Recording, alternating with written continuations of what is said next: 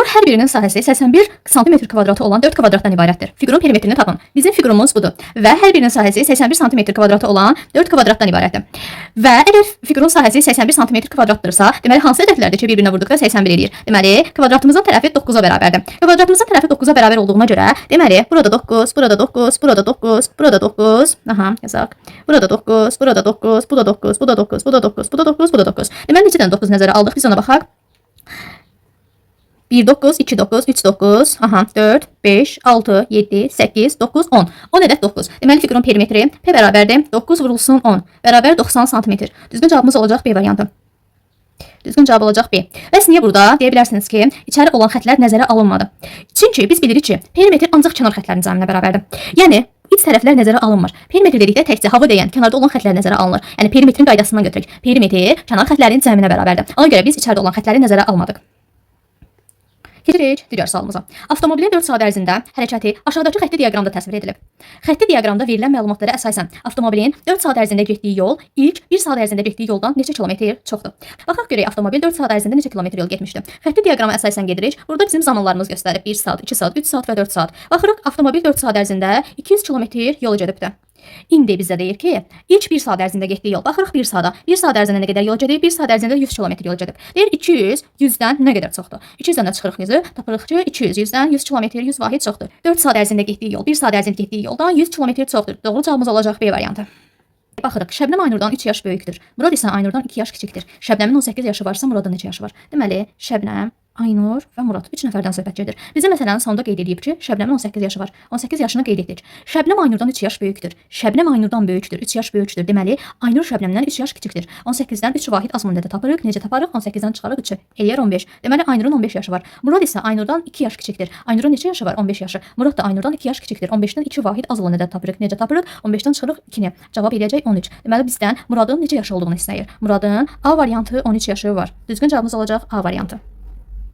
Sonra keçirik növbəti sualımıza. İfadənin qiymətini hesablayın. 34 üzərinə gəlsin, 72 bölünsün 2 vurulsun 6. Burada hesab əməllərinin ardıcılığı bizdən istənilir. Biz bilirik ki, əgər mötərizə yoxdursa, soldan sağa doğru baxırıq və əgər soldan sağa doğru baxdıqda vurma bölmə əməli gəlirsə birinci, toplama çıxma əməli isə ikinci olaraq yerinə yetirilir. Burada ilk öncə biz bölmə əməlini yerinə yetiririk. 72-ni bölürük 2-yə. Gəlin bölək. 72 bölünsün 2. 7-nin içərisində 2 axtarıram. 2-ni nəyə vurduqda 7-yə yaxın bir ədəd alıram. 2-ni vurmasını yadıma salıram. 2-ni 3-ə vurduqda 7-dən kiçik bir ədəd alıram. 3 dəfə 2-yə böldük. 72-ni 2-yə böldükdə cavab aldıq 36. İndi 36-nı vururuq 6-ya. 36 vurulsun 6. 6 dəfəm 6 36. 6 yazıram 3 yadda. 6 dəfəm 3 18. 3 də yadda. 18-in üzərinə 3 gəldim 216. Deməli, sırf bu tərəfin cavabı elədi 216. İndi 216-nın üzərinə də gəlməliyik 34-ü. 216-nın üzərinə gəlirəm 34-ü. 6-nın üzərinə 4 gəlirəm. 10 eləyir. 0 yazıram 1 yadda. 3-ün üzərinə 1 gəlirəm 4. 1 yadda da olduğuna görə 4 də bir vahid artıb olur 5. 2-də olduğu kimi düşür 250. Deməli bizim ifadəmizin qiyməti cavabı elədi 250. Doğru cavabımız olacaq D variantı. Aha, keçirik növbəti sualımıza. Düzbucaqlı koordinat sistemində kvadratın 3 təpə nöqtəsi təsvir edilmişdir. Kvadratın 4-cü təpə nöqtəsinin koordinatlarını tapın. Biz ilk öncə bilirik ki, kvadrat bütün tərəfləri bərabər olan dördbucaqlıdır. Sayaq görək neçə xanadan istifadə olunub. 1 xana, 2 xana, 3 xana, 4 xana, 5 xana. Aha, daha sonra 1 xana, yenə 2 xana, 3 xana, 4 xana və 5 xana. Daha sonra deməli biz yuxarıya da 5 xana sayacağıq. 1 xana, 2, 3, 4, 5 xana. Daha sonra sola doğru da 5 xana, 1 xana, 2 xana, 3 xana, 4 xana və 5 xana. Deməli, ilk öncə koordinatları deməkdən ötürü birinci x oxunun koordinatını deyəcəyik, sonra isə y oxunun koordinatını deyəcəyik. Koordinatımız x oxunda 7-ni göstərir, y oxunda isə 8-i göstərir. Deməli, kvadratın 4-cü təpə nöqtəsinin koordinatları oldu 7 və 8. Doğru cavab olacaq C variantı. Sonra keçirik növbəti sualımıza. Eni 4 sm, uzunluğu isə 8 sm olan üç yeni düzbucaqlı şəkildə göstərildiyi kimi düzülərək yeni bir düzbucaqlı əmələ gətirmişdir. Alınan yeni düzbucaqlının perimetrini tapın. Aha, deməli burada enimiz 4-dür, uzunluğumuz isə 8-dir. Uzunluğumuz 8-dir. Deməli uzunluğumuz 8-dirsə, burada 8 olacaq. Bura 4-dürsə, buna paralel tərəfdə 4 olacaq. Bura 8-dirsə, buna paralel tərəfdə 8 olacaq. Deməli, bunlar da ümumilikdə 8-dir. Ümumi paralel tərəflərimizin cəmi. Yəni bura 8-dirsə, ona qarşı tərəfdə olacaq 8. İndi deməli düzbucaqlığımız yeni düzbucaqlı yaratmışıq. Biz yeni düzbucaqlının perimetrini hesablamaq istəyirik. Yeni düzbucaqlığımızın eni olacaq 8, uzunluğu isə 8 üzərinə gəlsin 4. Yəni uzunluğu da olacaq 12 sm. Düzbucaqlının perimetri nədir? İlk öncə biz perimetrimizin düsturumuzu yadımıza salaq. P bərabərdir. Yəni düzbucaqlının qarşı tərəfləri bir-birinə bərabərdir. Bunların hamısını silək. Düzbucaqlının bu bizim olsun bir düzbucaqlığımız. Düzbucaqlının qarşı tərəfləri bir-birinə bərabərdir. Bura A-dırsa, burada A-dır. Bura B-dirsə, burada B-dir. P bərabərdir. Perimetr kənar xəttlərin cəminə bərabərdir. Neçə dənə B var? 2 dənə B. Neçə dənə A var? 2 dənə A. Ona görə düzbucaqlının perimetri olacaq 2-ni mötərizə xaricinə çıxardıqda 2 vurulsun A üzərinə gəlsin B. Yəni en üzərinə gəlsin uzunluq vururuq 2-yə. Niyə 2-yə vururuq? Çünki düzbucaqlığının qarşı tərəfləri bir-birinə bərabər olduğuna görə. Ona görə keçirik bura. Burada da deməli Enimiz 4-dür, uzunluğumuz 8-dir. Uzunluğumuz 8-dirsə, deməli burada 8-dir. Burada 4-dürsə, buna paralel olan tərəfdə 4-dür. Deməli uzunluq 8-dir, burada 8-dir. Buna paralel olan tərəfdə 8-dir. 8 ilə 4-ün cəmi. Deməli uzunluğumuz olacaq 12, yeni düzbucaqlığın. Enimiz olacaq 8. Perimetrini tapmaqdan ötürü 12 üzərinə gəlinsin 8 vurulsun 2. 12 üzərinə 8 gəlirəm, eləyir 20. 20 də vururam 2-yə, eləyir 40. Deməli yeni düzbucaqlığın perimetri olacaq. Cavab C variantı 40 sm. Baxırıq növbəti sualımıza. 4 növ məhsul, planşet, telefon, kompüter və qulaqlıq satan A mağazasında bir həftə ərzində satılan məhsulların sayını göstərən diaqram verilmişdir. Bir həftə ərzində A mağazasında nə qədər məhsul satılıb? Bu bizim xətti diaqramımızdır və A mağazasında bir həftə ərzində satılan məhsullardan nə qədər məhsul satılıb bunu göstərir. Deməli, telefondan baxırıq xətti diaqrama əsasən 12 telefon satılmışdır. Daha sonra planşet, 8 planşet satılmışdır. Kompüterdən 4 ədəd satılmışdır. Qulaqlıqdan isə 10 ədəd satılmışdır. Biz bunların hər birinin cəmini tapırıq. İlk öncə 12 ilə 8-in cəmini tapıram. Eləyəcək 20. 20-nin üzərinə 4 gələcəm, eləyəcək 24. 24-ün də üzərinə 10, eləyəcək 34. Deməli, A mağazasında doğru cavab olacaq B variantı. Nə qədər məhsul satılıb? 34 ədəd məhsul satılmışdır. Şərtə əsasən 39 və 40-cı sualları cavablandırın. İdman meydançasının oyun zonasının uzunluğu 90 metr, eni 40 metr olan düzbucaqlı formasındadır. Oyun zonasının sahəsini tapın. Bizim oyun zonasıdır. Oyun zonasının uzunluğunu verib 90 metr, enini verib 45 metr. Biz ilk öncə sahəsini tapmalıyıq. Düzbucaqlının sahəsi nəyə bərabərdir? S bərabərdir A vurulsun B. Yəni en vurulsun uzunluğa bərabərdir. Biz də 45-i vuracağıq 90-a. 45 vurulsun 90.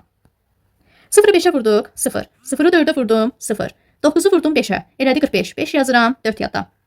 9 dəfəm 4 eləyəcək 36. 4 də yadda eləyəcək 40. Bunların da cəmini tapanda doğru cavabımız olacaq A variantı. Keçirik növbəti suala. Yarışdan əvvəl meydançanın oyun zonasının kənarları ağ boya ilə yenidən xətlənməlidir. Bir qab ağ boya ilə 50 metr uzunluğunda xətt çəkmək mümkündürsə, bütün oyun zonasının kənarlarını bir qat xətləmək üçün ən azı neçə qab boya alınmalıdır? İlk öncə biz baxaq oyun meydançasına. Oyun meydançasının uzunluğu 90 metr, eni isə 45 metrdir. Və burada qeyd edək. Deməli, uzunluq 90. Deməli, uzunluq 90 metr, eni 45 metr. Biz bilirik ki, əgər boyadan istifadə eləyəcəksə, deməli biz bunun perimetrini tapmalıyıq. Perimetrini də tapmaqdan ötürü kənar xəttlərini cəmləyib vururuq 2-yə. Çünki düzbucaqlığının qarşı tərəfləri bir-birinə bərabər olduğuna görə. Ona görə P böyük P bərabərdir 90 üzərinə gəlinsin 45 vurulsun 2. Bu da eləyəcək 270. Deməli, bizim oyun meydançamızın perimetri elədi 270 metr. İndi hər 50 metrə bir qab boya istifadə olunur. Hər 50 metrə bir qab boya istifadə olunursa, 270-i böləcəm 50-yə. 270-i böləcəm 50-yə görə 270-in içərisində neçə ədəd 50 yerləşir. 270-i böləndə 50-yə, deməli, böldükdə eləyir 5, qalıq da 20 qalır. Qalıq 20. 5 qab tam lazımdır. Mən 6-cı qabı da açmalıyam. Çünki burada bizim 20 metrimiz də var. Ona görə də bizə oyun zonasının kənarlarına bir xətt rəngləmək üçün ən azı 6 qab lazımdır. Çünki 5 qab olsa 250 metrə bəs edir. Ancaq burada bizim 270 metrimiz də var. Ona görə də cavabımız olacaq 5 qab bütöv şəkildə olmalıdır. Bir də 6 qab. Yəni deməli cavab 6 qab lazımdır. 6-cı qab yəni yarımçıq da olsa deməli açılır. Ona görə də cavab 6 qab lazımdır. Sonra keçirik növbəti suala. Qaçış üzrə yarışda iştirak etmiş şagirdlərin qaçış müddətləri cədvəldə verilmişdir. Deməli, qaçış üzrə iştirak edən şagirdlərin qaçış müddəti cədvəldə verilmişdir. Deməli, cədvələ əsasən hansı şagird yarışı birinci bitirmişdir? Deməli, qaçış müddəti 4-1 saat, 960 saniyə, 18 dəqiqə 3-1 saat. Hansını eyni vahidə çevirək? Deməli, 4-1 saatı biz çevirək dəqiqəyə. 1 saat 60 dəqiqədir. 4-1 saatı tapmaqdan ötürü 60-ın 4-1 hissəsini tapacağam. 60-ın 4-1 hissəsini tapmaqdan ötürü 60-ı böləcəm 4-ə. Vuracam 1-ə. O da eləyəcək 15 dəqiqə. Deməli, 4-1 saat 15 dəqiqəyə bərabər oldu. Yazırıq bura, deməli, 15. Sonra keçirik Yusif 960 saniyə. 960 saniyəni də çeviririk dəqiqəyə. Saniyədən dəqiqəyə keçməkdən ötürü 60-a böləcəyik. Ona görə də 960-ı bölürük 60-a. Sıfırlar ixtisar etdi. 9-un içində 6 bir dəfə. 9-dan 6 çıxdıq 3. 36-ın içində 6. 6 dəfə. Deməli, Yusifinki oldu 16 dəqiqə.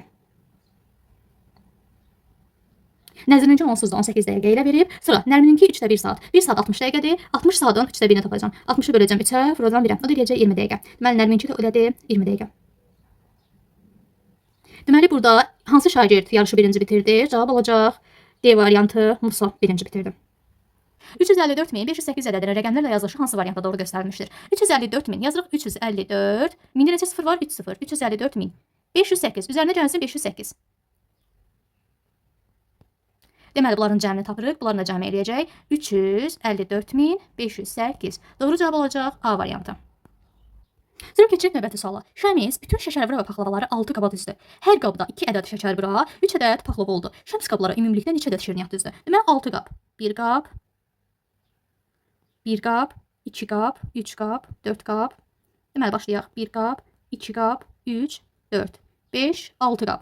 6 qab. Hərəsində 2 ədəd şəkərbura, 3 paxlava. Deməli 2 ədəd şəkərbura, 3 ədəd paxlava, 1 qabda 5 şirniyyatdır. 1 qabda 5 şirniyyat, bunda da 5 şirniyyat, bunda da 5 şirniyyat, bunda da 5, bunda da 5, bunda da 5. 1 qabda 5 şirniyyatdır. Bəs 6 belə qabda neçə şirniyyat olar? 6-nı vururam 5-ə. Deməli eləyər 30. Şəms qablara ümumilikdə neçə ədəd şirniyyat düzdür? Cavab olacaq C variantı. 30 ədəd şirniyyat düzdür. Daha sonra keçirik növbəti suala. Verilmiş bölmə əməlində A və B-nin yerinə hansı rəqəm yazılmalıdır? Yəni ilk öncə gəlin biz 937-nə bölək 18-ə. 90-cın içərisində 18 axtarıram. 90-cın içərisində 18 olacaq 5 dəfə.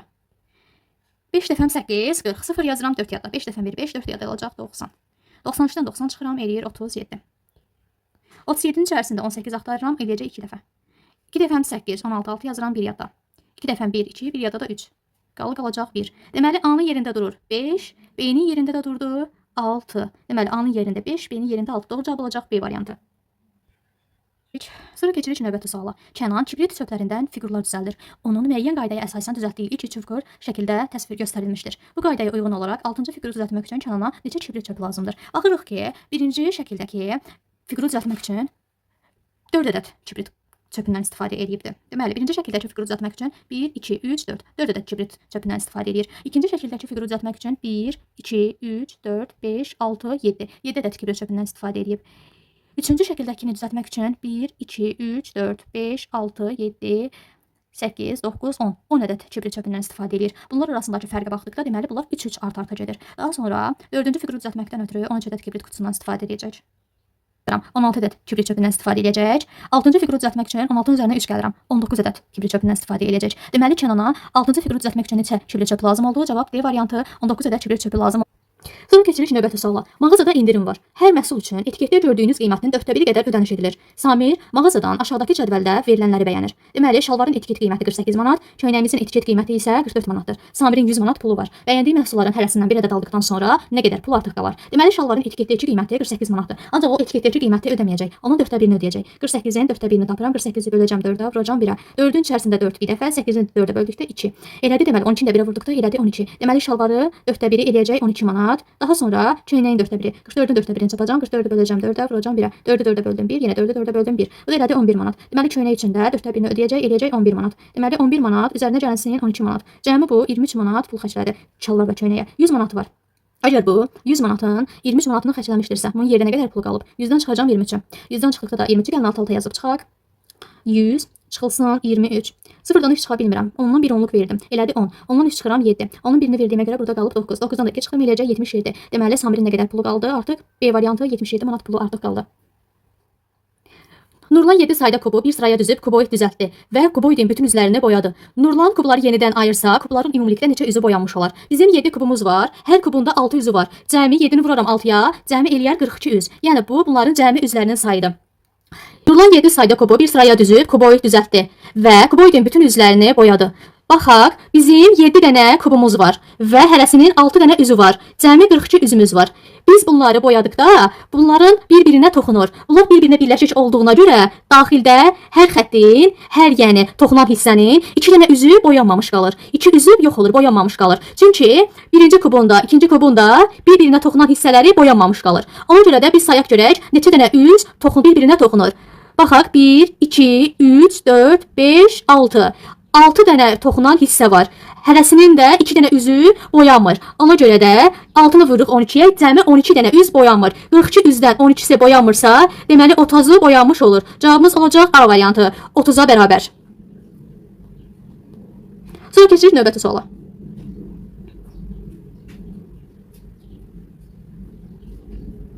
Burada doğru cavab olacaq A variantı. Bir velosipedçi 3 saata 36 kilometr yol qət etdi. Sürəti bu velosipedçinin sürətindən 6 dəfə böyük olan motosikletçi 4 saata nə qədər yol qət edər? Deməli, T-miz bərabər 3 saat, S bərabər 36 kilometr. Sürəti tapmaqdan ötürü gedilən yolu böləcəm zamana. 36-nı böləcəm 3-ə. Bu eləyəcək 12. Deməli, velosipedçimizin sürəti, yəni VS bərabər 12. Sürəti bu velosipedçinin sürətindən 6 dəfə böyük olan motosikletçi. 12-dən 6 dəfə böyük olan motosikletçinin sürətini necə tapacağam? 12-ni vuracağam 6-ya. 6 dəfəm 2, 12, 2 yazıram. 1 yadda 6 dəfəm 1, 6, 1 yadda da eləyəcək 7. Deməli, motosikletçinin sürəti 72-dir. 4 saata gedəcəyi yol. S bərabərdir. Gedilən yolu tapmaqdan ötürü sürəti vuracağam zamana. 72-ni vuracağam 4-ə. 2 dəfəm 4, 8. 7 dəfəm 4, 28. Deməli, 4 saata nə qədər yol gedər? D variantı 288 km yol qət etmiş olar. Sonra keçək növbəti suala. Bir ədədi 3 dəfə artırıb, üzərinə 5 əlavə etdikdə 20 alınır. Həmin ədəd neçədir? Ədədimizi bilmirik, x-i. 3 dəfə artır, dəfə çoxdur dedikdə vururuq. X vurulsun 3, 5 əlavə etdik, üzərinə gəldik 5, bərabər 20. X vurulsun 3, bərabərdir. Üzərinə gəlsin 5 digər tərəfə çıxmaq kimi keçər. 20-dən 5 çıxıram, eləyəcək 15. X də bərabərdir. Vurulsun üçün tərsi olacaq, bölünsünüz. 15-i böləcəm 3-ə, eləyəcək 5. Deməli, mənim fikrimdə tutduğum ədəd neçədir? 5. Gəlin həqiqətən də yoxlayaq. 5-i vuraq 3-ə. 5-i vuracam 3-ə, eləyəcək 15. Üzərinə də gələk 5-i. 15-in üzərinə 5 gəldikdə elədi 20. Deməli, həqiqətən də bizim fikrimizdə tutduğumuz ədəd 5-ə bərabər. Aşağıdakı kəsirlərdən biri digər üçünə bərabər deyil. Bu hansı kəsirdir? A variantı %30-dur. B variantı %3. C variantı 10-3. D variantı 10-3. A variantı %30 idi. Burada 0-a ixtisar etdikdə qalacaq. Deməli, 0-a ixtisar olur 10-3. Deməli, hər biri 10-3, 10-3, 10-3. Ancaq B variantındakı isə %3-dür. Deməli, bərabər olmayan kəsirimiz oldu. B variantı %3.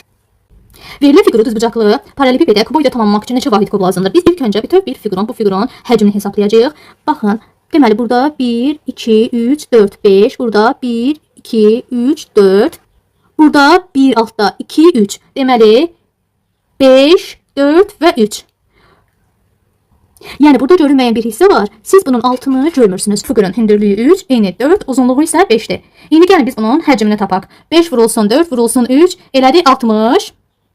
Bütöv kuboidin həcmi eləyəcək 60. Amma bizdən şəkildəki fiquru istəyir. Görək içərisində neçə dənə fiqur gizlənibdir? 5-i 4-ü, 5-in 4-ə, 5 vurulsun 4. 20 dənə fiqur oturacağında gizlənibdir. Oturacağında var. 20 dənə bunun oturacağında var. 2 dənə də üzərində var. Yəni 22-si var. 60-dan 22-si varsa hansı hissəsi çatmır? 38-i çatmır. Doğru cavab olacaq C variantı. Cədvəldə bir həftə ərzində geyim mağazasında satılan köynəklərin sayı verilmişdir. Bu məlumatı Samir xətti diaqramda, Aynur isə sütunlu diaqramda təsvir etdi. Onların hansı bu məlumatı düzgün təsvir etdi? Baxaq, deməli cədvəldə bazar ertəsi, çərşənbə axşamı, çərşənbə, cümə axşamı, cümə, şənbə, bazar satılan köynəklərin deməli sayı verilmişdir. Baxaq indi cədvələ əsasən gedək. Bazar ertəsi 5. Bazar ertəsi burada da 5-dir. Bazar ertəsi burada da 5 göstərir. Deməli burada səhv yoxdur. Sonra baxırıq çərşənbə axşamı. Çərşənbə axşamı 4. Çərşənbə axşamı burada da 4-dür. Çərşənbə axşamı baxıram, burada da 4 göstərir. Çərşənbə, deməli bazar ertəsi 5. Baxırıq, bazar ertəsi burada da 5 dənədir, burada da 5 dənədir. Çərşənbə axşamı 4, burada da 4-dür. Aha, burada da 4-dür. Çərşənbə axşamı burada da 4 göstərir. Daha sonra baxırıq çərşənbə. Çərşənbə burada 4-dür, burada da 4 göstərir. Daha sonra cümə axşamı 7. Cümə axşamı 7. Baxaq. Yox, cümə axşamı burada 6 göstərir. Burada cümə axşamını 6 göstərir. Baxaq bunun cümə axşamına, bu cümə axşamını 7 göstərib. Deməli burada səhv elədi artıq. Sonra baxaq yenə cümə axşamına baxdıq. Cümə 6 göstərir. Aha, burada cüməni 6 göstərir. Burada isə cüməni göstərib 5. 5 göstərib. Ona görə bu da səhv elədi. Bu da deməli cümədə səhv eləyib. Ona görə hər ikisi birində səhv elədiyinə görə heç biri düzgün şəkildə təsvir etməyib. Ona görə düzgün cavabımız olacaq C variantı. Niyə düzgün şəkildə təsvir etməyib? Çünki bir həftənin gününü səhv göstərmişdi. Digərində də səhv göstərib. Ona görə də yəni bir səhv varsa deməli ümumi bizim qrafikimiz səhv sayılır. Ona görə düzgün cavabımız olacaq C variantı. Eni 12 metr, uzunluğu 20 metr olan düzbucaqlı şəklində torpaq sahəsinin kənarına hasar çəkilməlidir. Sahənin en tərəflərindən biri qonşu sahə ilə ortaq olduğuna görə həmin tərəfdə artıq hasar mövcuddur. Yəni qonşu ilə ortaqdır və burada artıq bizim bir hasarımız mövcuddur. Bura çəkilməyəcək. Ona görə buralarından çəkiləcək xətt olmaz. Sonra qalan 3 tərəfdən birinə isə 4 metr uzunluğunda dəmir darvaza qoyulmalıdır. Cəmi neçə metr uzunluğunda hasar çəkilməlidir? Bura 20-dirsə, bunun sağ tərəfdə 20-dir. Üzərinə gəlsin 20. Üzərinə gəlinsin 12. Amma 12-ni biz 4-ünü çıxırıq.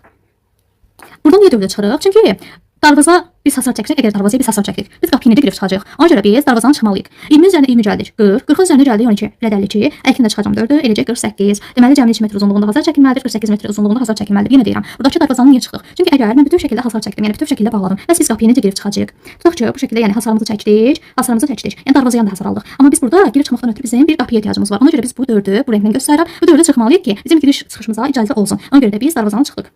Daha sonra keçək növbəti suala. Xətti diaqramda mağazanın 5 gün ərzində satışdan əldə etdiyi gəlir təsvir olunmuşdur. Mağazanın 4-cü gün əldə etdiyi gəlir, 1-ci gün əldə etdiyi gəlirdən nə qədər çoxdur? Baxırıq, deməli 900-dür bura. Daha sonra 1000, aha göstərək, burada 900, yuxarı 1000, 1100, 1200. Deməli 4-cü gün əldə etdiyi gəlir olacaq 1100. Daha sonra baxırıq. Deməli, 4-cü gün əldə etdiyi gəlir oldu 1100. Birinci günə qədər əldə etdik, qalxırıq birinci gündən 600. İndi deyir ki, 1100 600-dən neçə vahid çoxdur? 1100-dən çıxırıq 600 500 vahid. Deməli, 4-cü gün əldə etdiyi gəlir birinci gün əldə etdiyi gəlirdən 500 manat çoxdur. Doğru cavabımız olacaq C variantı. Sonra keçirik növbəti sualımıza. Meşədə ümumilikdə 846 ədəd ağac var. Ağac əkiləcək. Bunlardan 550 ədəd söyüd, qalanı isə palıd ağacıdır. Deməli, ümumi bizim 846 ağacımız var. Ümumi 846 ədəd ağacımız var. 846 ədədin 550 ədədi söyüd, qalanı isə palıd ağacıdır. Palıd ağacını necə taparıq? 846-dan çıxarıq 550-ni. Deməli, yazarıq. 846 çıxılsın 550. Elədi 296. Bu 296 bizim palıd ağaclarımızın sayıdır. İndi bizə deyir ki, əkiləcək palıd ağaclarının sayı söyüd ağaclarının sayından nə qədər azdır? 550 ədədi söyüddür. Tapmışdıq ki, 296-sı da palıddır. Deyir ki, 550 296-dan neçə vahid çoxdur? 550-dən çıxacağım 296-nı, o deyəcək 254. Deməli, əkiləcək palıd ağaclarının sayı söyüd ağaclarının sayından nə qədər az oldu? Cavab olacaq B variantı 254 vahid azdır. Keçirik növbəti suala. Bir ədəd söyüd ağacı havaya ildə təxminən 50 kq, bir ədəd palıd ağacı isə havaya ildə təxminən 100 kq oksigen buraxır. Əkiləcək hansı növ ağaclar ümumilikdə bir ildə havaya daha çox oksigen buraxacaq? Cavabınızı əsaslandırın. Deməli, bir ədəd söyüd ağacı havaya ildə təxminən 50 kq oksigen buraxırsa, bizim də söyüd ağacımızdan 550 ədəddir. 550 ədəd nə qədər buraxar ildə? 550-ni vuracağım 50-yə. Deməli, bu deyəcək 27500. Bir ədəd palıd ağacı isə havaya ildə təxminən 100 kq oksigen buraxır. Bir ədəd palıd ağacı isə havaya ildə təxminən 100 kq oksigen buraxır. Əgər bir ədəd palıd ağacı havaya təxminən 100 kq oksigen buraxırsa, bəs 296 ədəd palıd ağacı havaya təxminən neçə kiloqram oksigen buraxır? Ona görə də 296-nı vuracağım 100-ə. Bu da eləyəcək 29600. Deməli, ən çox hansı hava? Deməli, ümumilikdə indi bizə istəyir. İndi ümumilikdə bizdən istəyir ki, əkiləcək hansı növ ağaclar ümumilikdə bir ildə havaya daha çox oksigen buraxacaq? Deməli, ən çox buraxacaq palıd ağacı. Daha sonra transporterdə qeyd olunmuş bucağın dərəcə ölçüsünü tapın. Biz ilk öncə, deməli, bizim bucağımız baxırıq ki, kör bucaqdır. Deməli, bu bucağımız bizim kör bucaqdır. Gəlin baxaq.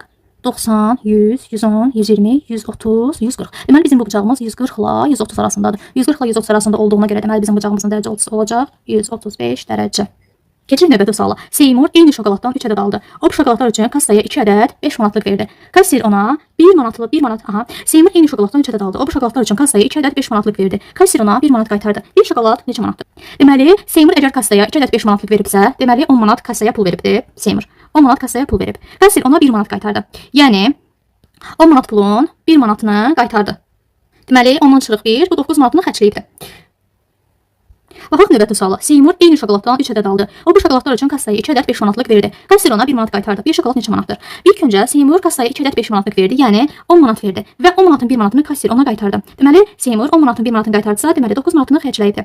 3 ədəd şokolad aldı. 1 şokolad, 2 şokolad, 3 şokolad. 3 şokolada bu Seymur cəmi 9 manat pulu dəyibdi. 3 şokolad əgər 9 manatdırsa, 1 şokolad neçə manatdır? 9-u böləcəm 3-ə. 9 bölünsün 3 bərabər 3 manat. Deməli, 1 şokolad neçə manat oldu? Deməli, cavab oldu. Bir şokoladımızın qiyməti 3 manat. Ayanın əlində 10 ədəd aşığı var. O bütün aşıqlardan istifadə edərək abaq üzərində rəqəmləri müxtəlif olan ən böyük dörtrəqəmli ədəd düzəltdi. Ayan, abaq üzərində hansı ədəd düzəltdi? Biz bilirik ki, rəqəmləri müxtəlif olan dörtrəqəmli ədəd düzəltmək üçün bizim əlimizdə 10 ədəd aşıq var və biz bu aşıqların hər birindən istifadə etməliyik. Və bizim düzəltdiyimiz elə bir ədəd düzəltməliyik ki, bu ədədimizin rəqəmləri cəmi 10-la bərabər olsun. Əgər mən birinci aşığa yazsam 9, digərlərinə yazacağım heç bir ədəd qalmayacaq. Çünki yəni rəqəmləri cəmi bizə rəqəmləri cəmi 10 lazımdır. Ona görə 9 alınmadı. Əgər bunu silək.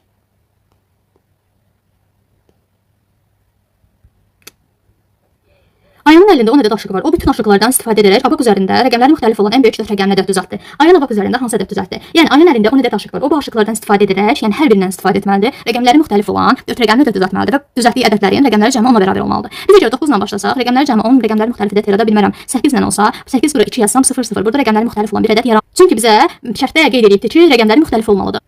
Daha sonra 8 ilə başlaya bilmədiyimizə görə başlayırıq 7 ilə. 7 ilə başlayaq. Daha sonra bura ikisini yazaq, bura 1 yazaq. Bura yazaq 0. Həqiqətən gəlin bunun rəqəmlərini cəmləyək. 7 üzərinə gəlsin 2, üzərinə gəlsin 1, üzərinə gəlsin 0. 7-nin üzərinə gəldik 2, 9, 9-un üzərinə 1, 10. Deməli, həqiqətən də bu rəqəmləri cəmi 10-a bərabər oldu. Rəqəmlər müxtəlif ən böyük ədəd oldu mu? Bəlli oldu. Deməli, ayan abaqda hansı ədədi düzəltdi? 7210. Və bütün aşıqlardan da istifadə etdi. Yəni aşıq dedikdə bunlar nəzərdə tutulur, yəni bunlarla nəzərdə tutulur. 10 ədəd aşığımız var və biz də bütün aşıqlarımızdan istifadə etdik. Yəni 7-sini bura, 2-sini Yəni 7-sini bura, 2-sini bura, 1-ini bura, yəni burada heç bir aşıqdan istifadə etmədik. Deməli, ən böyük 7 ilə başlaya bildik. 8 ilə başlaya bilmədik, çünki rəqəmlər eyni olur. 9 ilə də başlaya bilmədik, çünki 9 ilə başladıqda da rəqəmləri müxtəlif olmur, eyni olur. Ona görə də bizim ən böyük ədədimiz elədir 7210. Belə əziz şagirdlər, əgər bu kimi izahların gəlməsini istəyirsinizsə, kanalımıza abunə olmağı unutmayın. Bu da eləyəcək 29000 600. Deməli ən çox hansı hava? Deməli ümumilikdə indi bizə istəyir. Aha, indi ümumilikdə bizdən istəyir ki, əkiləcək hansı növ ağaclar ümumilikdə bir ildə havaya daha çox oksigen buraxacaq. Deməli ən çox buraxacaq palıd ağacı. Daha sonra transporterdə qeyd olunmuş bucağın dərəcə ölçüsünü tapın. Biz ilk öncə, deməli bizim bucağımız baxırıq ki, kör bucaqdır. Deməli bu bucağımız bizim kör bucaqdır. Gəlin baxaq. 90, 100, 110, 120, 130, 140. Deməli bizim bu bucağımız 140 ilə 130 arasındadır. 140 ilə 130 arasında olduğuna görə deməli bizim bucağımızın dərəcə ölçüsü olacaq 135 dərəcə. Keçirik növbəti suala. Seymur eyni şokoladdan 3 ədəd aldı. O bu şokoladlar üçün kassaya 2 ədəd 5 manatlıq verdi. Kassir ona 1 manat qaytardı. Bir şokolad neçə manatdır? İlk öncə Seymur kassaya 2 ədəd 5 manatlıq verdi, yəni 10 manat verdi və 10 manatın 1 manatını kassir ona qaytardı. Deməli Seymur 10 manatın 1 manatını qaytardısa, deməli 9 manatını xərcləyibdi. 3 ədəd şokolad aldı. 1 şokolad, 2 şokolad, 3 şokolad. 3 şokolada bu Seymur cəmi 9 manat pulu dəyibdi. 3 şokolad əgər 9 manatdırsa, 1 şokolad neçə manatdır? 9-u böləcəm 3-ə. 9 bölünsün 3 bərabər 3 manat. Deməli 1 şokolad neçə manat oldu? Deməli cavab oldu. Bir şokoladımızın qiyməti 3 manat. Aya'nın əlində 10 ədəd aşığı var. O bütün aşıqlardan istifadə edərək abaq üzərində rəqəmləri müxtəlif olan ən böyük cüt rəqəmini ədəd düzəltdi. Aya'nın abaq üzərində hansı ədəd düzəltdi? Yəni Aya'nın əlində 10 ədəd aşıq var. O bu aşıqlardan istifadə edərək, yəni hər birindən istifadə etməlidir. Rəqəmləri müxtəlif olan cüt rəqəmini ədəd düzəltməlidir və düzəltdiyi ədədlərin rəqəmləri cəmi 10-a bərabər olmalıdır. Biz əgər 9 ilə başlasaq, rəqəmləri cəmi 10, rəqəmləri müxtəlif ədəd yarada bilmərəm. 8 ilə olsa, 8 bura 2 yazsam 0 0. Burada rəqəmləri müxtəlif olan bir ədəd yarar. Çünki bizə şərtdə qeyd edilibdir ki, rəqəmləri müxtəlif olmalıdır. Daha sonra 8 ilə başlaya bilmədiyimizə görə başlayırıq 7 ilə. 7 ilə başlayaq. Daha sonra bura ikisini yazaq, bura 1 yazaq. Buraya yazaq 0. Həqiqətən gəlin bunun rəqəmlərini cəmləyək. 7 üzərinə gəlsin 2, üzərinə gəlsin 1, üzərinə gəlsin 0. 7-nin üzərinə gəldik 2, 9, 9-un üzərinə 1, 10. Deməli həqiqətən də bunun rəqəmləri cəmi 10-a bərabər oldu. Rəqəmlər müxtəlif ən böyük ədəd oldu mu? Bəlli oldu. Deməli Ayən abaqda hansı ədədi düzəltdi? 7210. Və bütün aşıqlardan da istifadə etdi. Yəni aşıq dedikdə bunlar nəzərdə tutulur, yəni bunlarla nəzərdə tutulur. 10 ədəd aşığımız var və biz də bütün aşıqlarımızdan istifadə etdik. Yəni 7-sini bura, 2-sini yəni 7-sini bura, 2-sini bura, 1-ini bura, yəni burada heç bir aşıqdan istifadə etmədik. Deməli ən böyük 7 ilə başlaya bildik. 8 ilə başlaya bilmədik çünki rəqəmlər eyni olur. 9 ilə də başlaya bilmədik çünki 9 ilə başladıqda da rəqəmləri müxtəlif olmur, eyni olur. Ona görə də bizim ən böyük ədədimiz elədir 7210. Belə əziz şagirdlər, əgər bu kimi izahların gəlməsini istəyirsinizsə kanalımıza abunə olmağı unutmayın. Bu da eləyəcək 29600. Deməli ən çox hansı hava? Deməli ümumilikdə indi bizə istəyir. Aha, indi ümumilikdə bizdən istəyir ki, əkiləcək hansı növ ağaclar ümumilikdə bir ildə havaya daha çox oksigen buraxacaq. Deməli ən çox buraxacaq palıd ağacı. Daha sonra transporterdə qeyd olunmuş bucağın dərəcə ölçüsünü tapın. Biz ilk öncə, deməli bizim bucağımız baxırıq ki, kör bucaqdır. Deməli bu bucağımız bizim kör bucaqdır. Gəlin baxaq. 90, 100, 110, 120, 130, 140. Deməli bizim bu bucağımız 140 ilə 130 arasındadır. 140 ilə 130 arasında olduğuna görə deməli bizim bucağımızın dərəcə ölçüsü olacaq 135 dərəcə. Keçirik növbəti suala. Aya'nın əlində 10 ədəd aşığı var. O bütün aşıqlardan istifadə edərək abaq üzərində rəqəmləri müxtəlif olan ən böyük cüt rəqəmini ədəd düzəltdi. Aya'nın abaq üzərində hansı ədəd düzəltdi? Yəni Aya'nın əlində 10 ədəd aşıq var. O bu aşıqlardan istifadə edərək, yəni hər birindən istifadə etməlidir. Rəqəmləri müxtəlif olan cüt rəqəmini ədəd düzəltməlidir və düzəltdiyi ədədlərin rəqəmləri cəmi 10-a bərabər olmalıdır. Biz əgər 9 ilə başlasaq, rəqəmləri cəmi 10, rəqəmləri müxtəlif ədəd yarada bilmərəm. 8 ilə olsa, 8 bura 2 yazsam 0 0. Burada rəqəmləri müxtəlif olan bir ədəd yarar. Çünki bizə şərtdə qeyd edilibdir ki, rəqəmləri müxtəlif olmalıdır. Daha sonra 8 ilə başlaya bilmədiyimizə görə başlayırıq 7 ilə. 7 ilə başlayaq. Daha sonra bura ikisini yazaq, bura 1 yazaq. Buraya yazaq 0. Həqiqətən gəlin bunun rəqəmlərini cəmləyək. 7 üzərinə gəlsin 2, üzərinə gəlsin 1, üzərinə gəlsin 0. 7-nin üzərinə gəldik 2, 9, 9-un üzərinə 1, 10. Deməli həqiqətən də bunun rəqəmləri cəmi 10-a bərabər oldu. Rəqəmlər müxtəlif ən böyük ədəd oldu mu? Bəlli oldu. Deməli Ayən abaqda hansı ədədi düzəltdi? 7210. Və bütün aşıqlardan da istifadə etdi. Yəni aşıq dedikdə bunlar nəzərdə tutulur, yəni bunlarla nəzərdə tutulur. 10 ədəd aşığımız var və biz də bütün aşıqlarımızdan istifadə etdik. Yəni 7-sini bura, 2-sini yəni 7-sini bura, 2-sini bura, 1-ini bura, yəni burada heç bir aşıqdan istifadə etmədik. Deməli ən böyük 7 ilə başlaya bildik. 8 ilə başlaya bilmədik çünki rəqəmlər eyni olur. 9 ilə də başlaya bilmədik çünki 9 ilə başladıqda da rəqəmləri müxtəlif olmur, eyni olur. Ona görə də bizim ən böyük ədədimiz elədir 7210. Belə əziz şagirdlər, əgər bu kimi izahların gəlməsini istəyirsinizsə kanalımıza abunə olmağı unutmayın.